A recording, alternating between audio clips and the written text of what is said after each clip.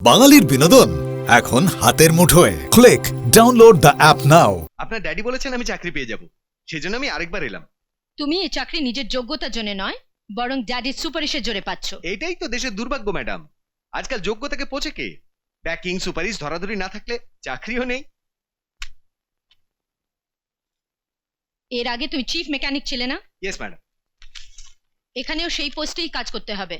Thank you, অনেক অনেক ধন্যবাদ। কিন্তু মনে রেখো, তুমি এদেশের নাম্বার 1 ইন্ডাস্ট্রিতে কাজ করতে যাচ্ছ, সেই জন্য এখানকার আইন কানুনের বিষয় ভালো করে বুঝে নেবে।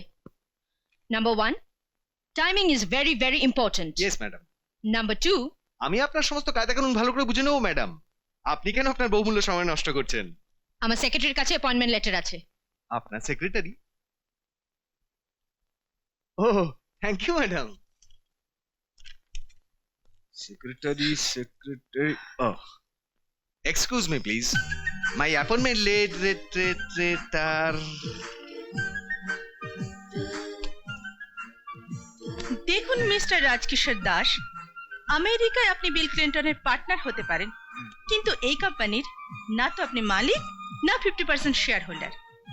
আপনাকে এই কোম্পানিতে চিফ মেকানিক হিসেবে অ্যাপয়েন্টমেন্ট দেওয়া হচ্ছে, সেই জন্য আপনার মাইনে 10-12 লক্ষ টাকা নয়, মাসেতে সর্বমোট 5,200 টাকা।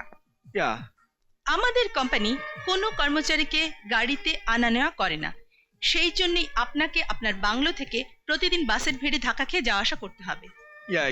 হ্যাঁ, আমাদের ক্যান্টিনে চাইনিজ কে কন্টিনেন্টাল পাবেন না, সেখানে অন্য ওয়ার্কাররা যা খাচ্ছেন আপনাকেও সেটাই খেতে হবে, সেটাও তাদের সঙ্গে লাইন লাগিয়ে। এই নিন আপনার অ্যাপয়েন্টমেন্ট লেটার। আপনি 1 মাসের মাইনে অগ্রিম পেয়ে যাবেন। বাইরে আমাদের ম্যানেজার জানাবাবু আছেন, তার সাথে দেখা করুন, তিনি আপনাকে কাজের বিষয় বুঝিয়ে দেবেন। শুনুন, এটা ইন্ডিয়া, আমেরিকা নয়, এখানে আপনার সেই ইয়া চলবে না। আগে মনে থাকবে আমার।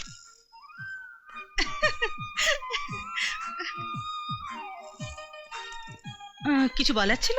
ম্যাডাম, আমার মনে যা আসে আমি তখনই তা বলে দিই। বলুন। আমি বাসে যা আপনাকে বলেছিলাম সব মিথ্যে। আমি কি জানতাম যে আপনার সঙ্গে আবার এখানে আমার দেখা হয়ে যাবে? তবে এই কথাটা সত্যি, আপনি বড় ভালো। You are very nice. Thank you madam. মা, মা, আমি চাকরি পেয়ে গেছি মা। সত্যি বলছিস? আজ থেকে তোমাকে আর এক জায়গায় বসে থাকতে হবে না। তোমার যেদিকে ইচ্ছে তুমি সেদিকে যাবে, আবার তাও কারু সাহায্য ছাড়া। কিন্তু সেটা কি করে সম্ভব? ওই দেখো।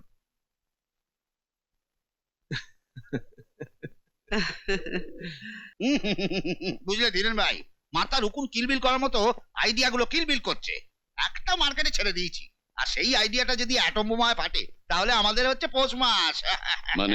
মানে আমি যাকে দেখেছি সে যদি আমাদের সঙ্গে হাত মেলায় তাহলে আমাদের রুখবে কে আর? আরে এই যে বিক্রম বাবু, আসুন আসুন, আপনার কথাই হচ্ছিল। আসুন আসুন, আপনার অপেক্ষায় ছিলাম। ইনি হচ্ছেন আমার বোনাই, ধীরেন সামন্ত রায়। নমস্কার।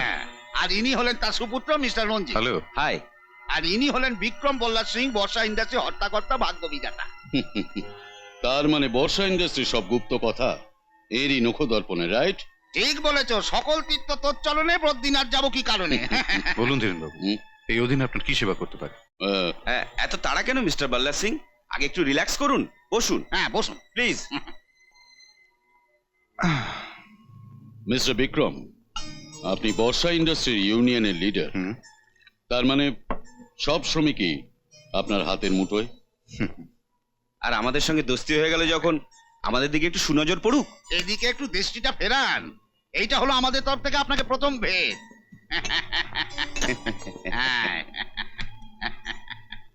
দেখে নেবেন বিক্রম বাবু, যে ইন্ডাস্ট্রি নাম্বার 1 পজিশনে আছে তাকে আকাশ থেকে খসিয়ে মাটিতে মেশাতে আমার বেশি সময় লাগবে না।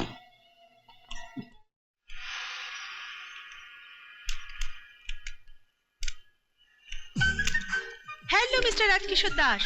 আরে আপনি? মালিক হয়ে নিজের ফ্যাক্টরিতে কাজ করতে কেমন লাগছে? কেন আর ঠাট্টা করছেন আশা ম্যাডাম? সেদিন বাসের ভেতরে একটু টাইম পাস করেছিলাম।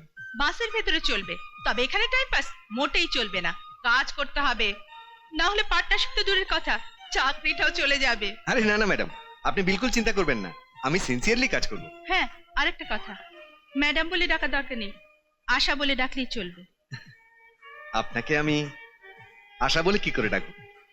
হ্যাঁ আমি বলছি না? ঠিক আছে।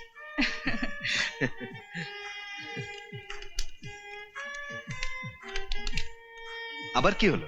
কথাটা হচ্ছে কি, আমার মনে যা আসে আমি সঙ্গে সঙ্গে বলে দিই। কি? সেদিন ওই অফিসে আমি যা সব বলেছি সে কথা ধরবে না। তুমি খুব ভালো, you are very nice. Bishnu কাকা, কি হলো? রাজুর পায়ে ধুলো নিতে হবে। কেন? আরে কেন কি দেখছেন না, আস্তে না আস্তে আশা ম্যাডামকে পটিয়ে ফেলেছে। গুরু গুরু গুরু গুরু, আমাকে তোমার চালা বানিয়ে নাও, আমি তোমার পায়ে ধরছি গুরু। এটা কি করছো? না ছাড়বো না, তুমি যদি একটু তালিম না দাও আমি তোমার পা মোটেও ছাড়বো না। আরে ভাই, তুমি যে কি বলছো আমি কিছুই বুঝতে পারছি না। আস্তে না আস্তে আশা ম্যাডামকে পটিয়ে ফেলেছে, বলছে কিনা আমি কিছু বুঝতে পারছি না। চুপ করো। চুপ কেন করব? বয়স গড়িয়ে গেল, মাথার চাউনি উড়ে গেল, আজ পর্যন্ত একটা মেয়েকেও পটাতে পারলাম না। মানে কথাটা হচ্ছে কি রাজু, এই হতাশ প্রেমিকের লাভ স্টোরি সব সময় ফ্লপ হয়ে চলেছে। আজ পর্যন্ত মোটামুটি 50টা জুতো 7টা চপ্পল পেটা খেয়ে নিয়েছে, তবুও এর এই দুষ্টুমি চাইনি। না, আমার বিশ্বাস রাজু যদি আমাকে চেলা বানিয়ে নেয় তাহলে আমি নিশ্চয়ই সাকসেস হব। ক্ষমা করো ভাই, আমি না পটাতে পারি না সে বিষয়ে কোনো অভিজ্ঞতা আছে, সেই জন্য অন্য কাউকে খোঁজো। Good bye. রুক যা, রুক যাও যা। বিষ্ণু কাকা কি হলো? চলে গেল। আরে যাক যাক, কোনো চিন্তা নেই, ওর দোকানে তেমন কোনো স্টক নেই, তবে তার কাকার পকেটে এমন স্টক আছে যাতে তোর লাভ স্টোরি ফুল ঝাকাস। ফুলকলি রে ফুলকলি,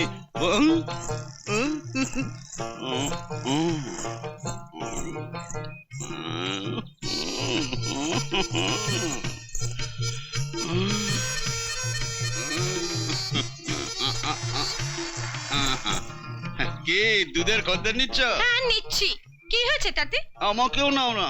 আমার খদ্দের পার্মানেন্ট আছে, হ্যাঁ? আমি যেখানে সেখানে খুচরো ব্যবসা করি না। হ্যাঁ, আচ্ছা, তাহলে আমিও দেখবো তোমার কে পার্মানেন্ট। হরি ভাই, এই হরি ভাই, দুধ নে। তুই সব্যদিন এত দেরিতে কেন দুধ আনছিস বলতো চম্পা? জানিস নি কত খদ্দের ফিরিয়ে যাচ্ছে? আমি তো জেনে শুনে ফাঁক ফোকর দেখে আসছি, না হলে তোর সঙ্গে একটুও গল্প হয় না।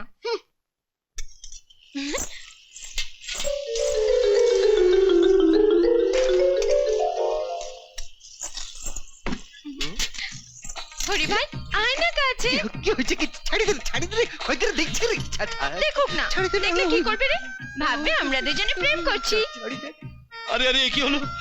এই দুধালি দুধ দিতে এসে হরির প্রেমে একেবারে মজে গিয়েছে। তার মানে এখানেও আমার নম্বরটা লাগবে না। এই হরি ভাই, আয় না কাছে, তোর কানে কাছে কথা বলবো। কত আয়, কাজ আছে বল। আয় না।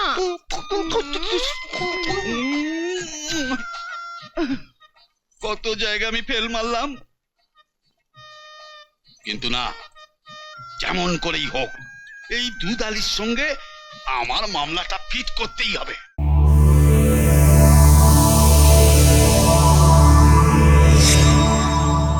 এরকম আরো অনেক সিনেমা দেখতে হলে ডাউনলোড করুন ক্লিক অ্যাপ।